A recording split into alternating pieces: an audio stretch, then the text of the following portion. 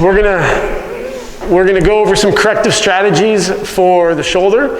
But before we do that, I think a great trainer needs to be able to recognize the actions of what's taking place around that joint.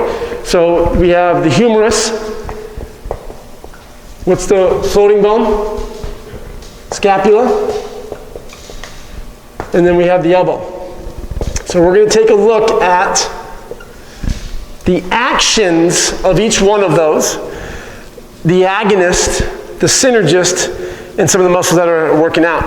Now, I see too many simplifications out there. You can take a look at the NASM textbook, and they tell you there's only a couple synergists. It's just the anterior deltoid. But there's a lot more that's going on. Obviously, we got the tricep, which they will also say, but we got to look at this one, which is really important, the scapula. And so when we look at upper body core patterns, what are the upper body core patterns? Push, pull. That's it. We have vertical, and then we have horizontal. Now, some associations, different people, which I think is great. Think bigger. Well, imagine if I were to put push, pull, squat, lunge, hinge, carry. That's our motto. Well, John Russin has that all over his spot. He's kind of taken that. Then it's like we're kind of piggybacking off of him. So our society, the American society, is going to say, who's better? Who has more followers? And that's what they're going to base it on, which isn't necessarily good or bad, but that's just the way it is. So we identify ourselves a little differently by looking at a unilateral, whether if it's going to be a step up, step down, or if you want to do a lunge or a Bulgarian. We like to look at frontal plane push-pull, and then transverse push-pull. But there's a group in Australia that make reference to a reach pattern, which I thought was kind of fascinating, where if you look at the plane of motion when I do a bench press, what plane of motion? Push. And then what is my humerus doing when I do a bench press? Horizontally adducting. Horizon, horizontally adducting. What about when I do a pull pattern? I'm doing horizontal abduction. Now if I'm sagittal, I'm flexion extension. Push here is not the same as a push here. I can do this exercise, which they'll call a reach, and that's significantly different than doing a push here.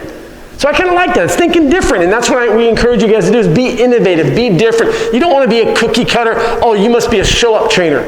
No, you want to be able to think for yourself and say, this is how I program based on what works best for my clients. It's based off of multi-joints, having fun with it. But we're going to get into some of the correctives and how you can implement this stuff. But first we got to start with the most important thing, which is anatomy. And this is the stuff that scares the shit out of people because it's challenging. Dr. Ballantyne was my anatomy professor, and what he would tell me was for every hour that you learn the information, you got to spend at least 3 hours studying it. That's deterring for a lot of people, right? You look at a book. I don't have one, but okay, maybe I got one over here. Nope. You look at a book, and first thing people, it's a big book. It's a thick book. Negative thoughts right off the get-go. This stuff isn't easy, nor should it be. But once you understand this, you separate yourself amongst the population out there with trainers. It's a saturated market. I don't think it is. I think that as a knowledgeable trainer, you are 1,000,000 times better than the average trainer. It'd be like saying, that analogy wouldn't work. Humeral action when I do a landmine press. What do we got? What is the humeral action? Nope, so we're looking at the concentric portion here. Flexion. So we have humeral flexion. The humerus is going forward. The scapulas, now textbook is just going to give you multiple choice. Is it this, or this? But then there's actual reality and application. So is my scapula just going upwardly, rotating? Is it just protracting? Is it just elevating? I think it's doing all of those. It's a combination because you set yourself up in a split stance. You're here, your shoulders are down. Remember, our upper traps like to fire a lot more. So when I do a press, we want to come here. So you got to focus on having it down. So we're pressing through. Humerus, the elbow is an easy action. What's the action of my elbow? Extension. We always want to look at the concentric. So the elbow is extending. The scapula will be upwardly rotating. It will be protracting. It It will also be elevating. Now what we do is we look at the muscles that are associated with it. So this, when I have Skelly here, that's all I look at. What is the action? So if I have flexion, what's the main muscle for flexion? Upper part of your chest, anterior deltoid. Which one's bigger, your chest or your anterior deltoid? Chest. So that's going to be the agonist for a landmine press. So we have pectoralis major. But we're smarter than just calling it the pec major. What region? This would be more your costal down here. Clavicular. Good. The clavicular region. So this would be clavicular region, but then we also have the anterior deltoid helping out. For the scapulas, the main muscle that would be working when you protract will be this guy. What's that? Serratus anterior. And that's what bugs me about some places, that they don't address the serratus anterior. It's an important muscle. And then we have elbow, which is easy. We have the triceps. All right, so that's the paperwork.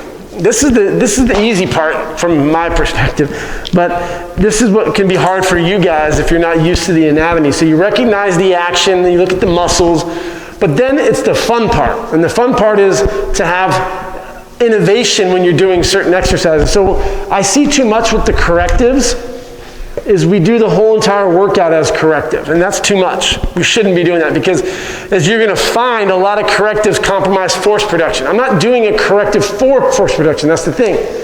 I'm not going to do 10 sets of band pull-aparts for my back workout. I'm going to do a band pull-apart to activate my stabilizers of my glenohumeral joint to get me ready for the work I'm about to do. Go do some heavy pulling, whether it's a chin-up or bent over row or a dumbbell row, and then later on you can work on the corrective stuff. So what I would prefer to see when you implement the corrective strategies is you have your core pattern, and then you have the accessory or a corrective or a cardio or isolation. That's where you want to put it. It's going to be the B in the program. So you do that for 3 rounds, progressive overload. Same thing here, core, corrective exercise. So if you have someone who's really here, and we're going to address this over the weekend, and we like to call this pronation distortion syndrome.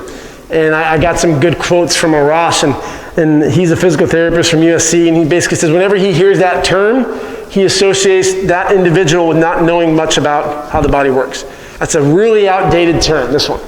So really what we're doing is we're just looking at what the muscle, the bone is doing. What is the bone doing?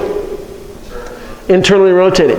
So if my internal rotators are the bullies, it's going to be my pec, that's going to be my anterior deltoid, my lats. They're the bully right now.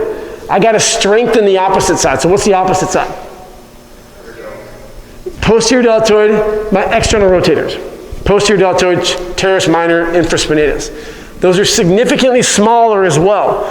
So what are some exercises that we can do to constantly get them activated, get them stronger? And that's what we're going to do here when we look at the landmine press. So let's go over here, and we're going to have some fun with the landmine press. Who in here doesn't do the landmine press that much? Anyone? Doesn't do the landmine that much? Everyone here does it a lot? I did. Okay, before this you didn't, right? So let's all go around, for those that are comfortable, and I just kind of want to go through some progressions and regressions on the variations of the exercise. So we looked at our programming, and what I don't want is for you to do a back squat on Monday, and then a goblet squat on Wednesday, and then a variation of a squat on Friday, and you don't come back to your back squat for 3 to 5 days. Could you imagine in sport? All right, guys, we're going to work on free throws on Monday, and we're not going to do it again until next Saturday. You do it every single day. So then what we have are people on this side, our clients, we think that they're going to say something like, I'm bored. That's the ambiguity, that's the anxiousness that a lot of trainers have. Well, my clients are going to get bored. And I call bullshit right from the get-go. Your clients are not going to get bored if they're getting results. Your client's not going to be like, God, I had no ass before, Chris, and now it's giant, and it's just, I don't like this. I want to just have fun when we work out. Never once had that. Surprising. Because when your clients show up regularly, and you can keep them entertained by just talking to them.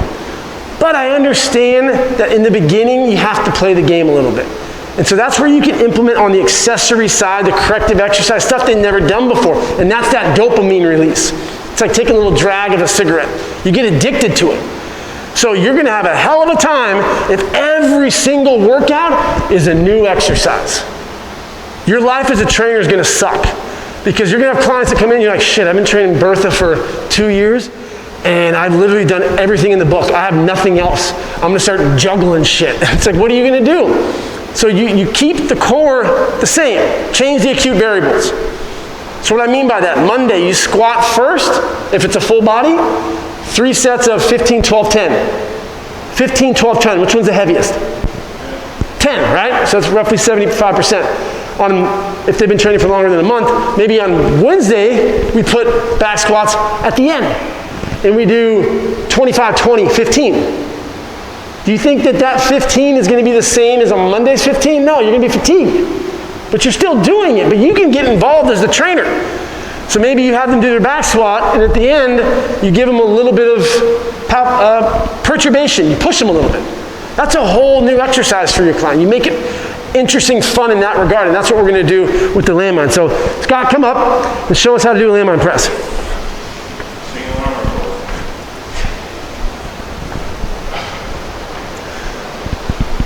Okay, so we got a bilateral press. I really like how he did this because you can see, do a couple reps. You can also see his scaps get off the back. Come back down. A lot of people don't know how to upwardly rotate the scapula. Go. All right, so we're going to play a little game. You can put it down. We're going to go around, and I want you guys to do a variation of it. All right? You cannot do the same one that we just saw. So let's start with Ashley. Come over here. Remember, when you pick it up, it's not the end of the world, but you want to pick it up with, a good little bend of the knees. Good. Just any variation? Any variation. Okay, now we got single arm. So we went bilateral into unilateral. Again, we're getting the upward rotation. We want to make sure we're not driving through the trap. So we drive through the elbow. The trap naturally wants to pick up the slack. And that can be good, but it also can be bad. It's called relative flexibility. It'll take the path of the least resistant. You can put it down. Who wants to do it now? Come on, Dave.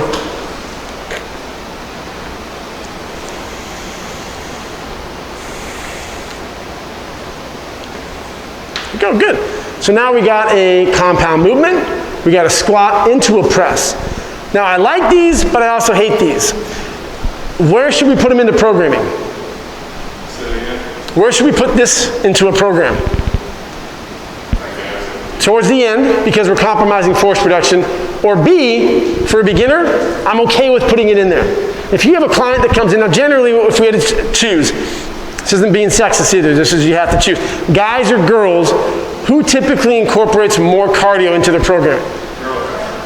Would you say I'm not being a sexist pig? Just want to make sure. Okay, thank you. So, when you communicate with that client, if they tell you they like doing stuff like this, I'm not going to be like, well, you're doing it wrong. What are you doing? Great, we're going to incorporate it in your program. For the first month, we're going to get you more condition, strengthen your ligaments and tendons, and we will incorporate stuff like that. After the month, we will begin to incorporate more of the core movements first, and we'll put the stuff at the end because you're compromising force production here. And what I mean by that is, if I have, for Danny, for example, who's did this, if she can do 45 here, she can barely do a 45 here. I guarantee you she can squat that, right? So her limiting factor is her deltoids. So my question would be, why not load the hell out of it on the squat and just do this? Have the trainer take it down, put it down for him, and then give her a weight that's appropriate for her shoulders. Why am I compromising the force on the legs? Well, it's harder. And I always like to be an alcoholic with that one and say, it's really hard to drive on the freeway blacked out drunk. Does that mean it's smart to do? No. Why do we get that notion that harder's better? I think that we should be working out harder, yes, but also smarter. You want to give us a shot? Give a variation over here. Do you do these much? Okay, we'll play around a little bit, okay? It's also fine, I'm over here. Okay, your shoulders are good and everything, right? Good, I love this. Do a couple reps now. Because she's doing a staggered stance. And I love the landmine because it's self-correcting. So if you stand forward a little bit more, and do it. It's just kind of weird, right? Yeah. So then when you go back, you're going to get into a comfortable position just naturally. So see how she just went back to that spot? If you get too close, if you come, now take a couple steps back. A little more, now do it. Again, kind of weird, right? Yeah. So it's like, it just kind of corrects everything for you. That's why I really like the landmine. I do this a ton on deadlifts. I do it, let's have you do a squat real quick. Same kind of thing, watch what happens. She will modify her foot position to make it fit. So as a trainer, I can come over here and get some external rotation, drive your knee out good. And then also spotting wise, I can spot her here. Where if it starts pushing this way, so push it that way a little bit, I can kind of grab it if I need to. And then when I'm done, I got it, good. I communicate that with her, and then I'll put it down. So I love the Landmine Press. Dave, we're gonna have some fun, you ready? So now we're gonna think of ways to incorporate corrective strategies with what we just saw being underdeveloped from internal rotation. So if we're internally rotated, we wanna strengthen what again? External rotators. We've done the screen already. We did that last. We look at our flexion. We look at our external rotation. We eliminate any pain, any red flags. Red flags will be his facial expressions. He pushes out and kind of makes a skirmish. If there's a neural loss of force, so good strength there, nothing here. That's a red flag. There's a fine line between a little bit versus that's significant. And then what we're going to do is we're going to incorporate some corrective strategies. So I want you to do, just do your normal split stance press. And I want you guys to kind of chime in. What are some ways that we can help engage his mid-back? What do you guys think? I'll give you a hint. I'm holding something. You could, but that may affect the movement of it. Because if he has to retract, then he's not going to be able to protract. What do you guys think? Dave? There you go. So I can put your hand down, and I'm going to put this here. And so, my bad, opposite. So here, I pull him in. Now he has to work on isometric, horizontal, abduction. And so then I can also do a variation. Now, you're going to hold it, you're going to get a little workout in, so just hold that for a couple minutes. What people will do with correctives is they'll only do one way. They just will do this way. But remember, the joint does a lot of cool stuff, right? So we can abduct, we can adduct, we can push out, we can push in. So those are strategies that you can incorporate. So put your hand out. So now, what is this action called in the humerus? Abducting. So I'm pressing down. So now he has to engage the medial deltoid and the supraspinatus when he's doing this. So now the next time he comes around, maybe, hold it, maybe we make it a little more challenging by putting your hand straight out.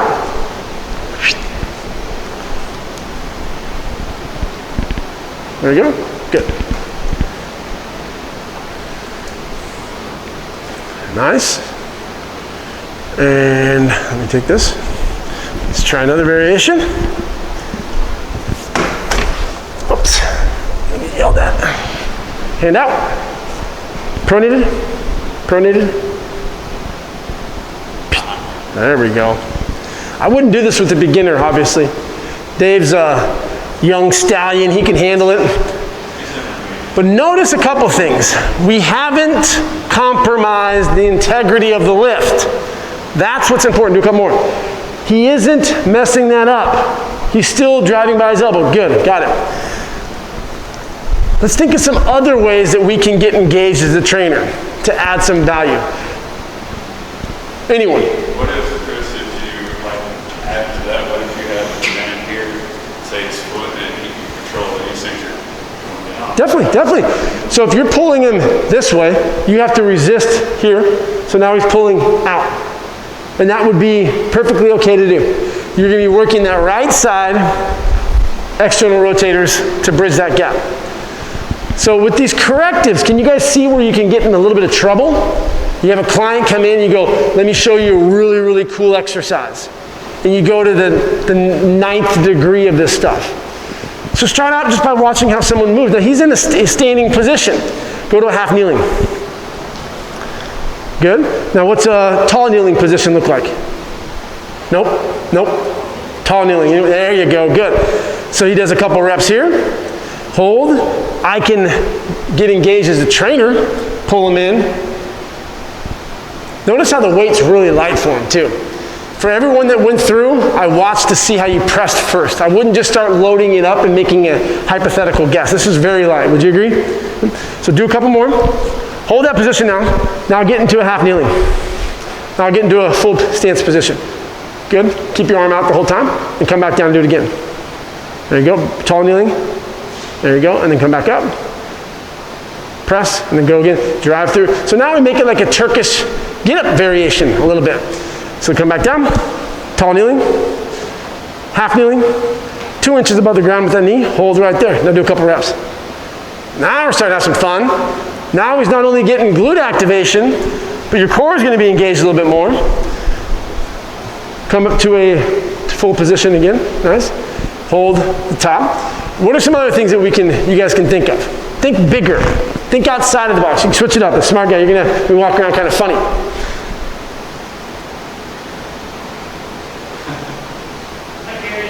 Yeah. All with the pressing. So when I'm looking at my checkpoints, does he have scapular mobility?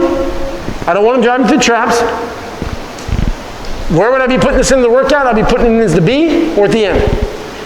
I'm also thinking about things that I'm going to grab people's attention. All right, so what if I was at a corporate gym? You do something like this. Right hand? Nope, right hand, there you go. I want you to press and pull. There you go. The brain starts working overtime now, right? So we got pulling muscles, we have pushing muscles. Again, he's a beast because this isn't modifying anything. He's just able to do it. It tells you a lot about his neurochemistry and how his brain works. But is that something different? Have you done that before? So now when you do something different, he's thinking novelty. He's thinking, oh, this is fun. That's where you can have fun. Now, what I wouldn't want to do with this is overload it to the point where you break down movement. Does that make sense? So I wouldn't want to put on so much weight where he's pressing up, he's manipulating his core just to move the weight while he's pulling back on a Bosu ball, one leg, eyes closed. That's a little too extreme. But we can do things that are appropriate and fun. So that's the innovative things that I'm talking about when you're in class. At the end of a workout, always spend at least 5 minutes thinking, how can I make this fun? How can I make this different? What if you were to have, what do we got in here? We got to be MacGyver. 1 second. Let's see over here. You guys remember who? I think only person who knows who MacGyver is might be Scott. Now we're going to go into a dangerous factor, and that's all right. I like to live dangerously, like Austin Powers. Come back again. So now with his prior movements, was there any concern of coordination issues? Were you guys concerned like, oh, I shouldn't be doing this? Guy or girl, same thing. You got to kind of screen that out. You're not going to take Granny, who's 73, and can't even pick this up. Like, all right, Granny, we're going to play some football now. Ready? Not appropriate. So press with the right hand, pressing up, and then we're going to just catch the ball. Back. Hand-eye coordination now.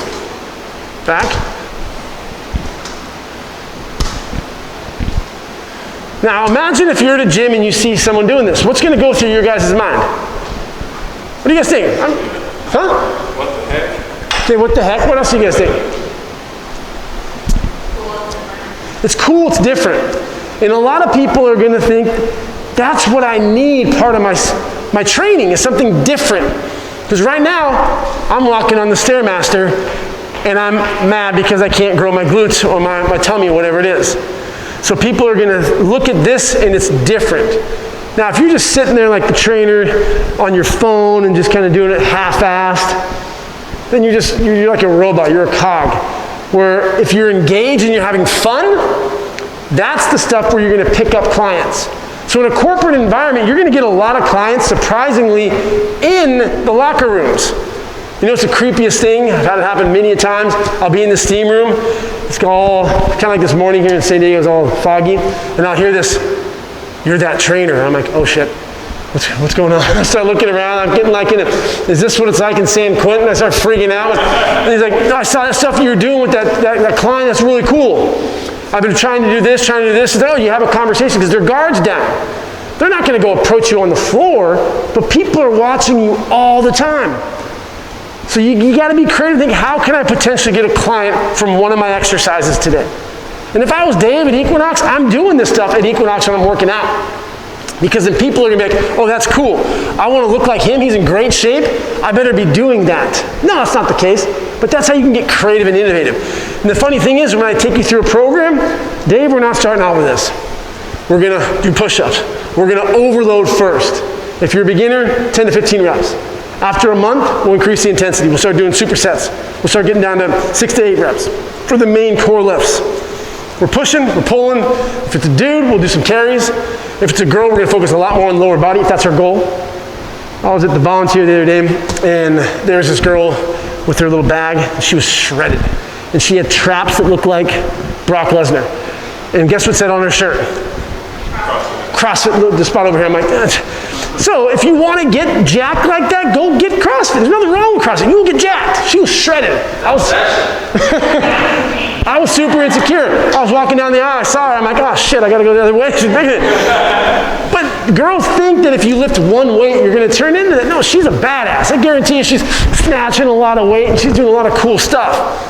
What are your goals? If your goals tighten up, grow, develop up here, guy or girl, you can overload appropriately.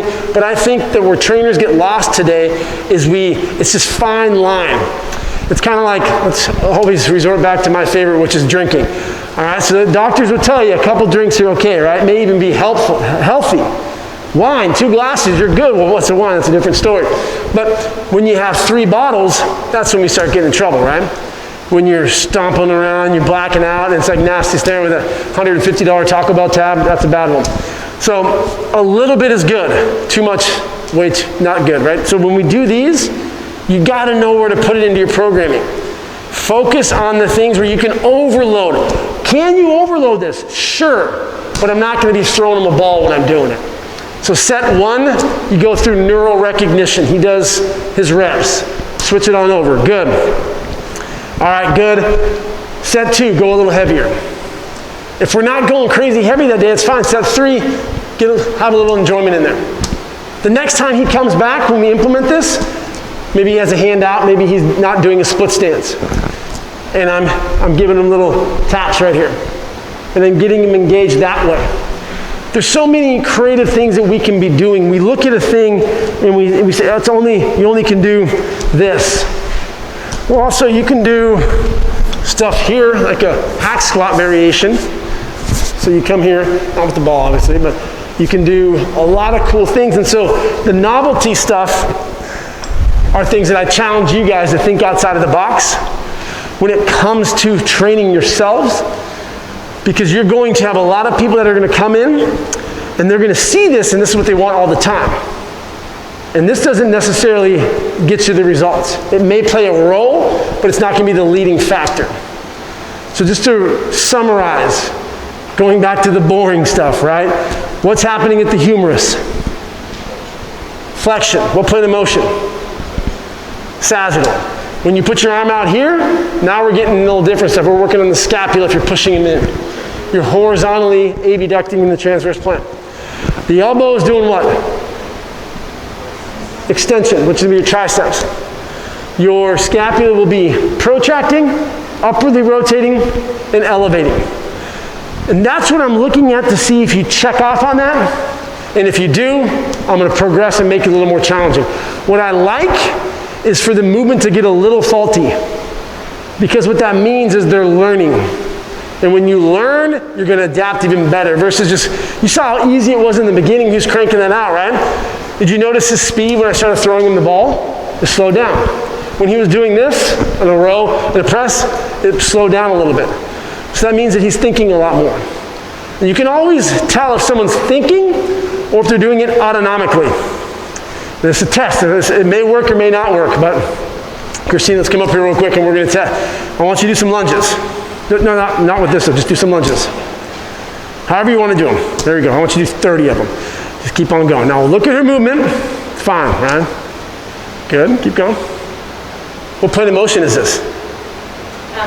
Very good. See, she didn't think. She's going through the motion. I like that now.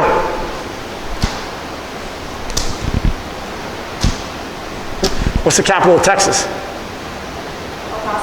Oh, that's a good guess. So these are things that it's really interesting because you're good. What you're going to find with a lot of your clients is what? What do you guys think? Stop. They'll stop. So they're doing the exercise and then throw them the ball. They'll stop. They'll catch it and throw it back to you. So it tells me she's a lot more conditioned neurally, and I can progress her a lot faster than I would with a beginning client. You'll do just a simple action. How was your day? Oh, it was good. I went to the store and I completely stopped, which is fine, but it gives me data on how I can progress them. So if someone has an injury, it's the same thing. Do you have any injuries? Does your shoulder hurt? See how fast that is? What are you talking about? Stupid. No, it doesn't hurt. Versus, I was working with Iris the other day, I told you guys in class, and on her back, she was doing this little thing with her knee, and she's like, even though I have a mask on, you could just see the grimace. I'm like, talk to me about that. What's going on? She looked at me and said, what do you mean? I said, I saw that. That's not normal. Something's off there. Take me through what you're experiencing right there. Does your shoulder hurt? No. If my back does hurt, I go like this. Does your back hurt? No, it's fine. Bullshit, it's fine. You just recognize pain and you try to be tough. Exactly what happened with you when we did that. How's your back feeling?